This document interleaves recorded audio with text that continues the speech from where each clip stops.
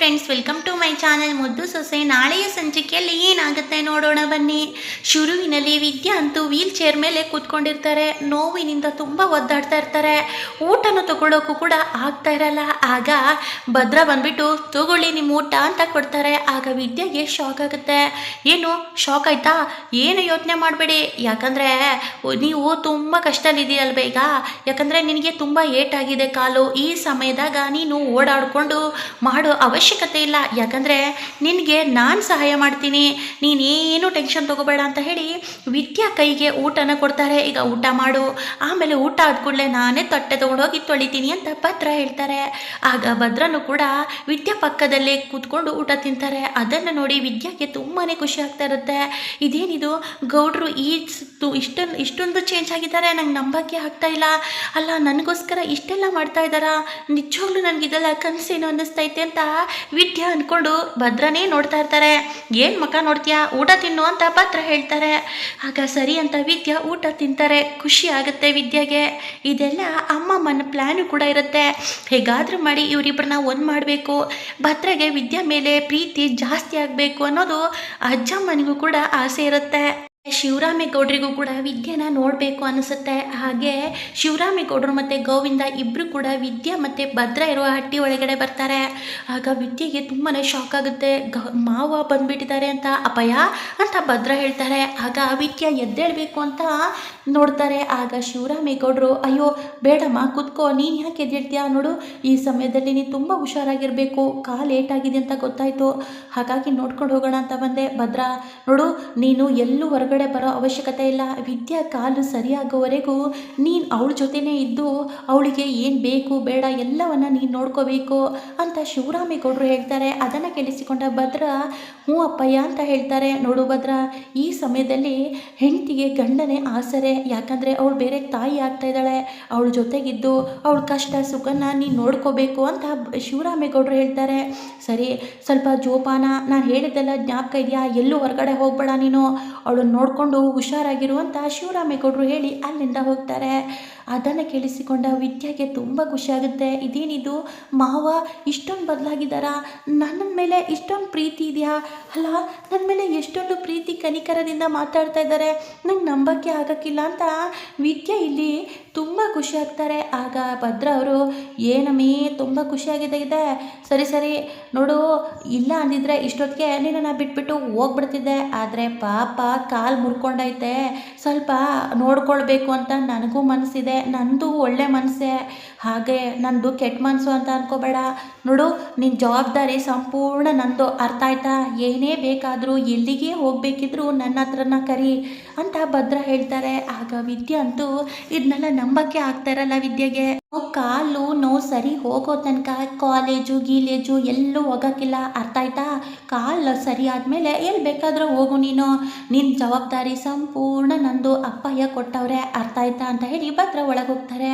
ಆಗ ವಿದ್ಯೆಗೆ, ಗೌಡ್ರೆ ನಿಮಗೆ ನನ್ನ ಮೇಲೆ ಎಷ್ಟು ಪ್ರೀತಿ ಇದೆ ಗೌಡ್ರೆ, ನಿಜವಾಗ್ಲೂ ಇಷ್ಟೆಲ್ಲ ಪ್ರೀತಿ ಇಟ್ಕೊಂಡು ಎದುರುಗಡೆ ಮಾತ್ರ ಮುಂಗುಸಿ ಥರ ಜಗಳ ಮಾಡ್ತಿರಲ್ಲ ಗೌಡ್ರೆ, ನನಗೂ ನಿಜವಾಗ್ಲೂ ನಿಮ್ಮ ಮೇಲೆ ಸಾನೇ ಖುಷಿ ಆಗ್ತೈತೆ ಗೌಡ್ರೆ. ನಿಮ್ಮಂಥ ಗಂಡನ ಪಡೆಯೋಕ್ಕೆ ನಾನು ಪುಣ್ಯ ಮಾಡೀನಿ. ಚಂಪಾ ಹೇಳಿದ್ದು ನಿಜಾನೇ, ನಿಮಗೆ ನನ್ನ ಮೇಲೆ ಸಾನೇ ಪ್ರೀತಿ ಇದೆ, ಆದರೆ ನೀವು ತೋರಿಸ್ಕೊತಾ ಇಲ್ಲ ಅಷ್ಟೇ ಅಂತ ವಿದ್ಯೆ ಇಲ್ಲಿ ಭದ್ರ ಬಗ್ಗೆನೇ ಖುಷಿಯಿಂದ ಯೋಚನೆ ಮಾಡ್ತಾ ಇರ್ತಾರೆ.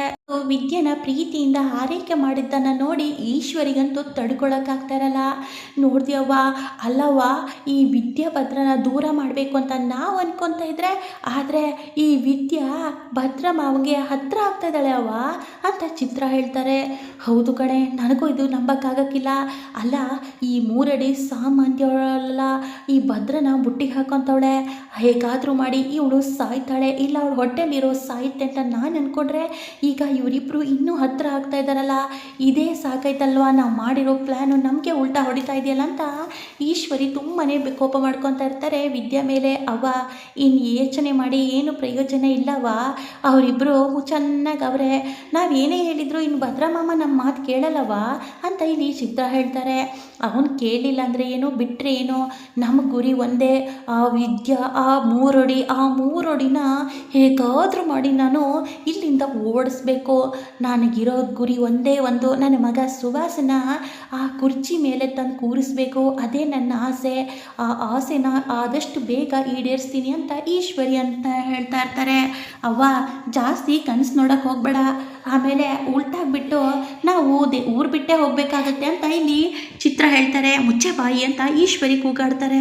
ಮಲ್ಕೋಬೇಕು ಅಂತ ವಿದ್ಯೆ ಅನ್ಕೊತಾ ಇದ್ದಾಗ ಭದ್ರ ಇಲ್ಲಿ ಒಂದು ನಿಮಿಷ ತಡ ಅಮ್ಮಿ, ನಾನು ಹಿಂಗೆ ಎಷ್ಟು ಸರಿ ಹೇಳಿವ್ನಿ, ನೀನು ಜವಾಬ್ದಾರಿ ನಂದು ಅಂತ ಹೇಳಿವ್ನಿ ತಾನೇ, ಅಂದ್ಮ್ಯಾಕೆ ಯಾಕೆ ನೀನು ಈ ರೀತಿ ಪ್ರಯತ್ನ ಪಡ್ತಾ ಇದೆಯಾ, ಇರು ಅಂತ ಹೇಳಿ ವಿದ್ಯೆನ ಎತ್ಕೊಂಡು ಹೋಗಿ ಮಂಚದ ಮೇಲೆ ಮಲಗಿಸ್ಬಿಡ್ತಾರೆ. ಆಗ ವಿದ್ಯಾ, ಅಯ್ಯೋ ಗೌಡ್ರೆ ಪರವಾಗಿಲ್ಲ, ನಾನು ನಿಧಾನವಾಗಿ ನಡ್ಕೊಂಡು ಹೋಗ್ತೀನಿ ಅಂತ ಹೇಳ್ತಾರೆ. ಏನು ಬೇಡ, ಯಾಕಂದರೆ ಈಗಾಗಲೇ ಕಾಲು ನೋವು, ಆಮೇಲೆ ಮತ್ತೆ ಏನಾದರೂ ಮಾಡಿಕೊಂಡು ಹೊಟ್ಟೆಲಿರೋ ಮಗಗೇನಾದರೂ ಸಮಸ್ಯೆ ಆದರೆ ನನ್ನಿಂದ ಸಹಿಸ್ಕೊಳ್ಳೋಕ್ಕಾಗಕ್ಕಿಲ್ಲ ಅಂತ ಭದ್ರ ಹೇಳ್ತಾರೆ. ಅದನ್ನು ಕೇಳಿಸಿಕೊಂಡ ವಿದ್ಯೆಗೆ ಶಾಕ್ ಆಗುತ್ತೆ. ಗೌಡ್ರೆ ಏನಂದ್ರಿ ಅಂತ ಕೇಳ್ತಾರೆ. ಏನಂದೆ ಅಂತ ಭದ್ರ ಹೇಳ್ತಾರೆ. ಅಲ್ಲ, ನೀವೇನೋ ಅಂದ್ರಿ, ನಾನೇನು ಅಂದಿಲ್ಲ, ನೀನು ತಪ್ಪಗೆ ಮಲ್ಕೋ ಈಗ ಅಂತ ಹೇಳಿ ಭದ್ರ ಈ ಕಡೆ ಬರ್ತಾರೆ. ಆಗ ವಿದ್ಯಾ ಅಂತೂ ಇದೇನಿದು, ನಂಗೆ ನಂಬಕ್ಕಾಗ್ತಾ ಇಲ್ಲ, ಗೌಡ್ರು ನನ್ನ ಹೊಟ್ಟೆಲಿರೋ ಮಗ ನಂದೇ ಅಂತ ಒಪ್ಕೊತಾ ಇದ್ದವರಲ್ಲ, ನಿಜವಾಗ್ಲೂ ನನ್ನ ಹೊಟ್ಟೆಲಿರೋ ಮಗ ಮೇಲೆ ಸಾನೆ ಪ್ರೀತಿ ಐತೆ, ಅವ್ರ ಮಗು ಅಂತ ಒಪ್ಕೊಂಡವ್ರೆ ಅನಿಸುತ್ತೆ. ದೇವ್ರೆ ಎಲ್ಲ ನಿನ್ನ ದಯೆ ಅಂತ ಹೇಳಿ ವಿದ್ಯಾ ತುಂಬಾ ಖುಷಿ ಪಡ್ತಾ ಇರ್ತಾರೆ. ಈ ಕಡೆ ಚಂಪಾ ಬಂದುಬಿಟ್ಟು, ಅಜ್ಜಮ್ಮ ನೋಡ್ದ ಅಜ್ಜಮ್ಮ, ಭದ್ರ ಭಾವಂತೂ ನಂಗೆ ನಂಬಕ್ಕಾಗ್ತಾ ಇಲ್ಲ, ವಿದ್ಯಾಕ್ಕನ ಎಷ್ಟು ಚೆನ್ನಾಗಿ ನೋಡ್ಕೊತಾ ಇದ್ದಾರೆ ಗೊತ್ತಾ, ವಿದ್ಯಾಕ್ಕಂಗೆ ನೆಲದ ಮೇಲೆ ಕಾಲೇ ಇಡೋಕೆ ಬಿಡ್ತಾ ಇಲ್ಲ, ಅಷ್ಟು ಚೆನ್ನಾಗಿ ನೋಡ್ಕೊತಾ ಇದ್ದಾರೆ ಅಂತ ಚಂಪಾ ಹೇಳ್ತಾರೆ. ಲೇ ಚಂಪಾ, ನನಗೆ ಬೇಕಾಗಿತ್ತು ಇದೇ ಕಣೆ, ಕೊನೆಗೂ ಆ ಭದ್ರ ವಿದ್ಯೆನ ಇದೇ ರೀತಿ ನೋಡ್ಕೋಬೇಕು ಅಂತ ನಾನು ತುಂಬ ದಿನದಿಂದ ಆಸೆ ಹೊತ್ಕೊಂಡಿದ್ದೆ. ಈಗ ಅವನಿಗೆ ಅರ್ಥ ಆಗುತ್ತೆ, ಅವನಿಗೆ ಗೊತ್ತಿಲ್ಲದೆ ವಿದ್ಯೆ ಮೇಲೆ ಪ್ರೀತಿ ಶುರುವಾಗುತ್ತೆ. ಇದೆಲ್ಲ ಆಗಲಿ ಅಂತಲೇ ನಾನು ಮಾಡಿದ್ದು ಕಣೆ. ಹೇಗಿದೆ ನನ್ನ ನಾಟಕ, ಆದಷ್ಟು ಬೇಗ ಅವರಿಬ್ಬರು ಒಂದಾಗಬೇಕು, ಅವರಿಬ್ಬರ ಮಧ್ಯೆ ಯಾರು ಹೋಗಬಾರ್ದು. ಆಮ್ಯಾಕೆ ತನ್ನ ಮಗು ಅಂತ ಒಪ್ಕೊತವನೆ, ವಿದ್ಯೆ ಮೇಲೆ ಪ್ರಾಣನೇ ಹಚ್ಕೊಂಡಿದ್ದವನೆ, ಆದರೆ ಅವನಿಗೆ ಮನಸ್ಸಲ್ಲಿ ಸಾನೆ ಪ್ರೀತಿ ಇದ್ದರೂ ಹೊರಗಡೆ ತೋರಿಸ್ಕೊತಾ ಇಲ್ಲ ಅಷ್ಟೇ ಅಂತ ಅಜ್ಜಮ್ಮ ಹೇಳ್ತಾರೆ. ಹೌದು ಅಜ್ಜಮ್ಮ, ನೀವು ಹೇಳ್ತಾ ಇರೋದು ದಿಟ್ಟವೇ, ವಿದ್ಯಾಕ್ಕನ ಮೇಲೆ ಪ್ರಾಣಕ್ಕಿಂತ ಹೆಚ್ಚಾಗಿ ಆಸೆ ಇದೆ, ಪ್ರೀತಿ ಇದೆ ಭಾವಗೆ ಅಂತ ಚಂಪಾ ಹೇಳ್ತಾ ಇರ್ತಾರೆ. ಅಜ್ಜಮ್ಮಗಂತೂ ತುಂಬಾ ಖುಷಿ ಆಗ್ತಾ ಇರುತ್ತೆ ಭದ್ರನ್ ನೋಡಿ. ಅದೇನವ್ವ, ನೋಡ್ದ್ಯಾ ಈ ಭದ್ರ ಮಾವನ್ ನೋಡ್ದ್ಯಾ, ವಿದ್ಯೆನ ತಲೆ ಮೇಲೆ ಹೊತ್ಕೊಳ್ತಿರ್ತಾವನೆ, ನಾವು ಮಾಡಿರೋ ಪ್ಲ್ಯಾನ್ ಎಲ್ಲ ನಮಗೆ ಉಲ್ಟಾ ಹೊಡ್ತೈತೆ, ಏನೋ ಮಾಡ್ತೀಯಾ ಅಂದೆ, ಏನು ಮಾಡೋಕ್ಕಾಯ್ತು ನಿನ್ನಿಂದ ಅಂತ ವಿನಂತಿ ಕೂಗಾಡ್ತಾರೆ.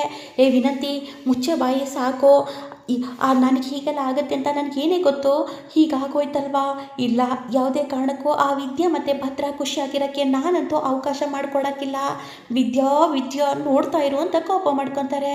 ಇಲ್ಲಿ ವಿದ್ಯೆ ಮೇಲೆ ಈಶ್ವರಿ ಮತ್ತು ಸಾವಿತ್ರಿ ಇಬ್ಬರು ಕೂಡ ಸಂಚು ಹಾಕ್ತಾ ಇರ್ತಾರೆ ವಿದ್ಯೆಗೆ ಏನಾದರೂ ಮಾಡಬೇಕು ಅಂತ. ಆದರೆ ಭದ್ರ ಮಾತ್ರ ವಿದ್ಯೆನ ಕೈ ಮುಷ್ಟಿಯಲ್ಲಿ ಹಿಡ್ಕೊಂಡಿರ್ತಾರೆ. ವಿದ್ಯೆಗೆ ಏನೂ ಆಗಬಾರ್ದು, ಏನೂ ಆಗೋಕ್ಕೂ ನಾನು ಬಿಡಲ್ಲ ಅಂತ ಭದ್ರ ಹಿಡ್ಕೊಂಡಿರುವಾಗ ಸಾವಿತ್ರಿ ಈಶ್ವರಿ ಏನೇ ಮಾಡಿದ್ರು ವಿದ್ಯೆಗೆ ತಾಗಕ್ಕಿಲ್ಲ. ಮತ್ತೆ ಈ ಕಡೆ ವಿದ್ಯೆ ಮೇಲಿನ ಪ್ರೀತಿ ಜಾಸ್ತಿ ಆಗ್ತಾ ಇರುತ್ತೆ ಭದ್ರಗೆ. ಆಗ ವಿದ್ಯೆನ ಪಕ್ಕದಲ್ಲೇ ಮಲ್ಕೊತಾರೆ ಭದ್ರ, ವಿದ್ಯೆನೇ ನೋಡ್ತಾ ಇರ್ತಾರೆ. ಆಗ ವಿದ್ಯೆನ ಹೊಟ್ಟೆಲಿರೋ ಮಗು ತಂದೆ ಅನ್ನೋದು ಅನುಭವ ಇರುತ್ತೆ. ಪಾಪ ವಿದ್ಯಾ ಎಷ್ಟು ನೋವು ತಿಂತಾ ಇದ್ದಾಳೆ, ನೋಡಿದರೆ ತುಂಬ ನೋವಾಗುತ್ತೆ, ಹೊಟ್ಟೆಯಲ್ಲಿ ಬೇರೆ ಮಗ ಇಟ್ಕೊಂಡು ಕಾಲಲ್ಲಿ ಇಷ್ಟೊಂದು ನೋವು ತಿಂತಾ ಇದ್ದಾಳೆ ಅಂತ ಭದ್ರ ತುಂಬಾ ಮನಸ್ಸಿಗೆ ಹಚ್ಕೊಂಡಿರ್ತಾರೆ. ವಿದ್ಯಾ ನೋವನ್ನು ಭದ್ರನೂ ಕೂಡ ಅರ್ಥ ಮಾಡ್ಕೊಂಡಿರ್ತಾರೆ. ಖಂಡಿತವಾಗ್ಲೂ ಮುಂದೆ ಏನಾಗುತ್ತೆ ಅಂತ ಕಾದು ನೋಡಿ. ನಾವು ವಿಡಿಯೋ ಇಷ್ಟ ಆದಲ್ಲಿ ಒಂದು ಲೈಕ್ ಮಾಡೋ ಮಾತ್ರ ಮರಿಬೇಡಿ guys. Thank you so much.